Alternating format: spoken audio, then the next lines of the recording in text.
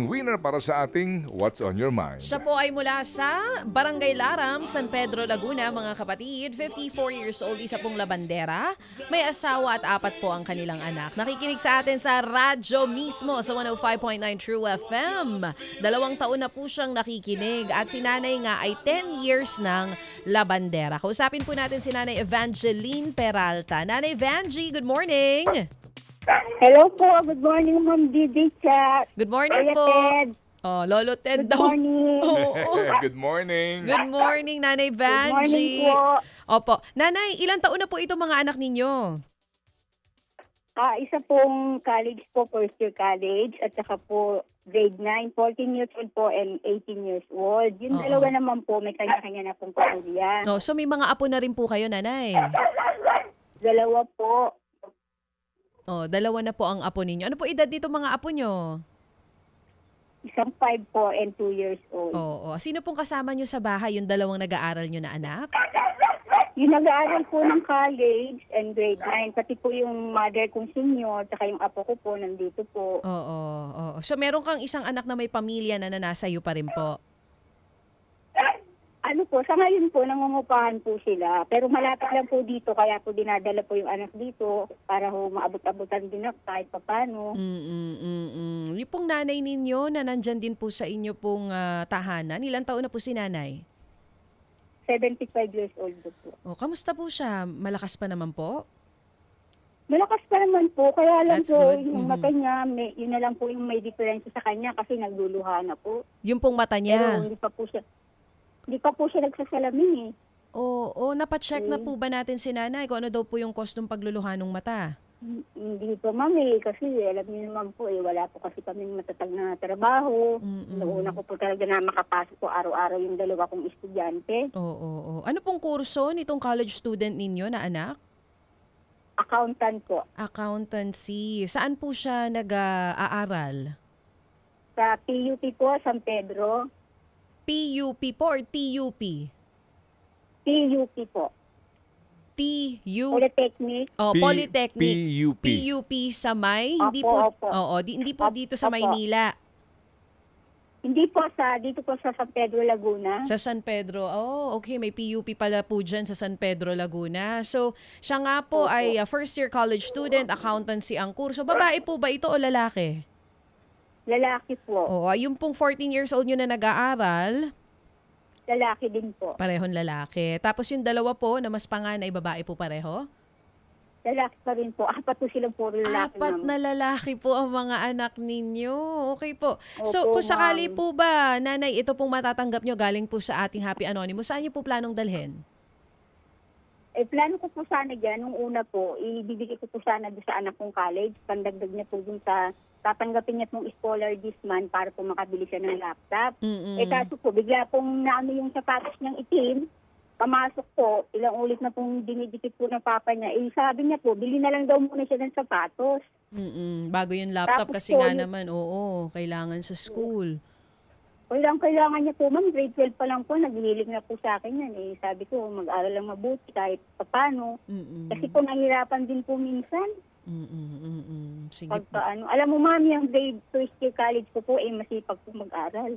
Maganda. Matalino Kaya po. kayo po masipag din magtrabaho para mapagtapos niyo Ay, po siya kaya sa po, pag-aaral. alam mo ba, ma'am, blessing na po sa akin yung isang linggong pumasok sila. Another, isipin ko na naman, susunod na naman na linggo. Kasi wala akong trabaho yung mister ko. Oo. Wala po siyang tanggap na trabaho ngayon bilang construction worker? Wala po, itong ilang buwan na po siyang pahinga eh. O, ilang taon po si mister, si tatay? 50 na po. 50 years old po. Sige, bago po natin tuloy yung pong ating kwentuhan, ay ano muna yung Bible verse na binigay po sa atin kahapon? Sa mga Hebreo, 13:5, huwag kayong magmukhang pera at masiyahan na lang kayo kung ano man ang nasa inyo. Sapagkat sinabi ng Diyos, hindi kita iiwan at pababayaan. Naku, sigurado ako nakarelate po kayo dito. Kasasabi nyo lang po, Opo. kumbaga kayo... Parang Oo, sige po. tama nga po yung pagkasabi ni Pastor Jeff kasi hindi na po ako nangangarap ng kung ano, masaya na po ako na makapasok ng anak ko araw-araw. Mm-mm. Makaraos po kami sa araw-araw namin pagkain. Mm-mm. Kasi, Mga simpleng talagang wala bagay po na eh. lang. Oo, yung pangtawid sa pang-araw-araw lang ang nais, wala nang Opo. iba pang material Opo. na bagay na gusto. Opo. Ayan. Sige po, Nanay. Ngayon pong araw na ito, ipapadala namin itong 2,000 piso galing po sa ating Happy Anonymous. At kagaya po dun sa Opo. mga nakakausap namin dito, Nanay Vangie, bigyan nyo lang po kami ng mga patunay dito po sa inyong kwento. Gusto po namin makita tong anak nyong college student na gusto po ng sapatos. Kasi sabi nyo, diretso po ito pambili ng kanya pong sapatos kasi Opo. hindi pa siya kolehiyo, last year pa, nanghihingi na, kumbaga humihiling Opo. na. Dali muna. Naglalambing. Ilang bang sapatos ang kailangan nyo, Nanay? Ayan na, Nay. Ayan na sinasabi ko sa ilan. Ilang bang sapatos yan? Oo. Ted. Ito na po. Sir Ted, yun din nga po kasi grade 14 ko, sakto po talaga, may babayaran pong 200 dun sa school para po sa t-shirt na, mabibigyan ko rin po. Pa rin po, pati po yung mother ko, bibigyan ko po ng 200 kasi nangihingi po yun sa akin para meron daw siyang pera.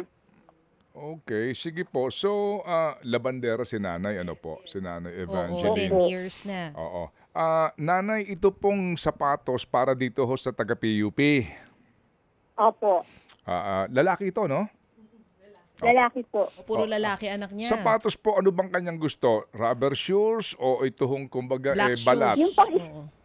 pang-school na po ba? Yung Oo. pang-ano po sa uniform? Oo, kasi alam niyo ho, sa totoo lang ha, ito pong mga sapatos ngayon, kapag bumili ka na, alam mo na, no, itong mga nasa sidewalk, mga ano, hindi naman po sa pagmamaliit, napakadaling masira din, di ba? Opo, ganun talaga eh.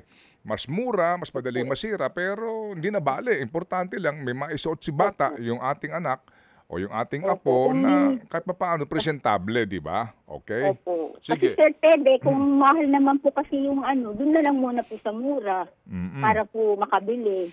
Ano ba ang size ng paa po ng inyo pong anak? Meron ba kayo dyan? Mayroong, alam niyo Kuya, ba? anong size ba ng paa mo?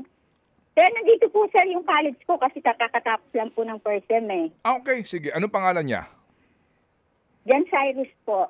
So sir, Okay. Kausap ka na, sir. Cyrus. Hello, John Cyrus. Hello po. Good morning. Hello po. Ano ang iyong kurso sa PUP? Ano po? Bachelor of Science in Accountancy po. First Okay. year po. Oo. Anong size ng paa mo? Ako po is 42 po. 42. 12. So size 9 yan. Ano yun? 9.5. Ganon. 42, no? Opo, ata eh. Mga ganon. Okay. Anong height mo? Okay po. Ang last is 5'6" po ata ako. Opo, 5'6". 5'6". Okay, sige. Okay. Ganito. Sapatos, pampasok, kamo, balat ang kailangan mo? Opo. Okay, sige. Yeah. Oo. Nakapagtanong ka na ba? Meron ka na bang napuntahan? Nakapili ka na ba? Kung sakali? Opo, meron na naman po ako nakikita dito lang po sa... Sa inyong lugar. Oo. Ano pa ang kailangan mo sa school para maging mas komportable yung pag-aaral mo, iho? Ano naman po ngayon po is, ang pinakamahalaga po talaga sa akin is, yung pambili ko po ng books. Kasi sa course ko po talaga is, sobrang talaga ng books. And yung ano rin po syempre, yung gadget ko po is, minsan po kasi kailangan ko po talaga ng laptop, ayun po, if ever lang naman. Kasi nga po, super hirap po talaga kapag walang ganun. Pero ano naman po, nakakaya naman po kasi, kahit pa paano nakakasabay naman po ako sa mga classmates ko. Kasi nga ngayon, importante na yung laptop. Ako, pwede kong sagutin yung sapatos, yung libro, yung laptop kay Chacha. Baliktad. Ha? Baliktad. Ano? Sasagutin ko yung sapatos, sagot mo yung laptop. Binaliktad mo eh. Pero nakakatuwa yung ugali nitong si John Cyrus, no? Sinasabi niya, okay pa naman po ako kahit wala po yun. Nakakasabay sa mga kaklase. Sige, ganito, Cyrus. Ganito, ha? Okay. Ngayon, naka-sem-break kayo? Hindi pa? Naka-sem-break na ba kayo o bakasyon lang muna? Opo, kakatapos lang po. Ganito, meron ka na bang ideya kung anong mga librong bibilhin mo at magkano? Hindi pa po sinasabi yung mga books. Okay, pero sige. ang usually po, hindi ko po alam, nasa 500 po ata. Depende nga. Sige, ganito. Okay. Sige, ganito. Iho, hintayin namin yung mga patunay ni mama mo. Pagkatapos, wag mo nang problemahin yung sapatos, no? Sabi dito ni Happy Anonymous, wala tayong problema dyan. Sabi ni Happy Kabalen, natutuwa siya sa'yo.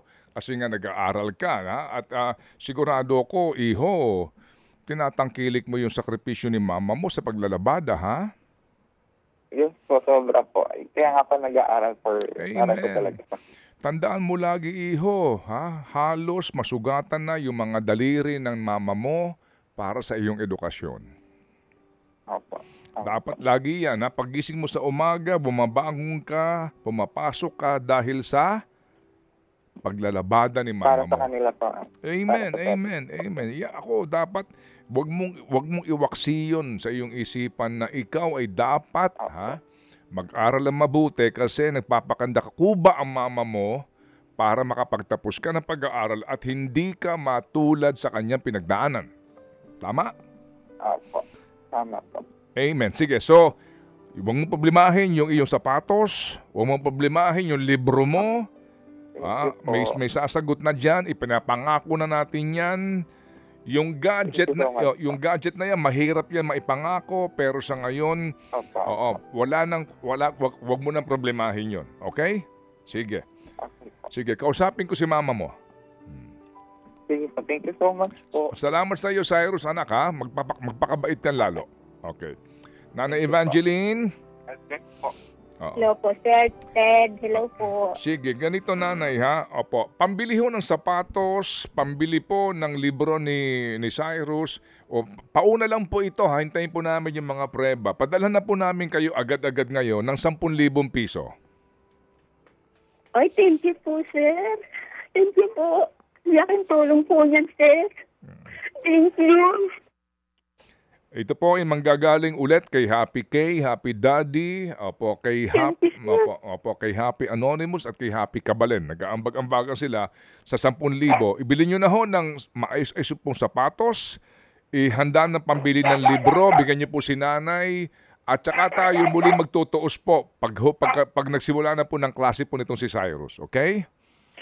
Thank you po, sir. God bless. Sir, thank you. Higit sa lahat po sa Panginoon ang lahat ng papuri at pasalamat po nanay, ha? Opo, salamat po, Lord. At ang tagal ko pong hinintay po itong pagkakataon na to. Sir Ted, sana po matulungan niyo po yung anak kong college. Opo. Ito pong si Cyrus. Opo. Opo. Ako, ang pupulimahin niyan eventually yung laptop. Opo. Kasi po, minsan po, parang suko na po siya. Minsan kasi pag sa umaga, sinasabi niya, Mama, ano kaya huminto na lang kaya ako? Thank you very much po talaga sa inyo. Opo, sige po. Yan 10 na. Opo. Sige po. So, we will take it one step at a time, nanay. Ha? Unahin lang po natin itong sapatos, libro ni Cyrus. Yung laptop, baka ho pwede na magtanong-tanong si Cyrus, yung kanyang klase ng kailangan niya, magkanong halaga. Hindi kami mangangako ngayon, pero pagtawag namin sa inyo, sana po may informasyon na para natin po malaman at malay po natin. Alam niyo po, ang Panginoon, laging perfect timing. Thank you po so much, sir. Kuya Ted and DJ Cha, maraming salamat po sa inyo. Kay Pastor Jet po. Salamat po sa Panginoon at natawagan na po kami. Sige po. So nanay, si Happy Anonymous, Happy K, Happy Daddy, Happy Kabalen, sila po nag-ambag-ambagan sa 10,000 ito, nanay. Okay? Opo. Okay. Salamat po sa mga nag-ambag-ambagan. God bless po sa lahat. Opo. Thank you po, Lord. Opo. Sige. Sir Ted, DJ Cha, maraming salamat po. Opo, nanay. Salamat din po na marami sa inyo pong ibinigay sa amin ng inspirasyon. Ulit po, tatawag kami sa inyo. Yung pong laptop na iyan na sinasabi po ni Cyrus, hindi pa po tayo tapos doon. Okay? Maraming salamat po, Salamat. sir. Salamat po. Thank you po. Opo, at mahigpit na yakap po kay Nanay Maria Corazon. Okay? Opo, lumabas po kasi si nanay. Okay lang. Tatawag kami ulit. Opo. Kakausapin din namin siya. Ha?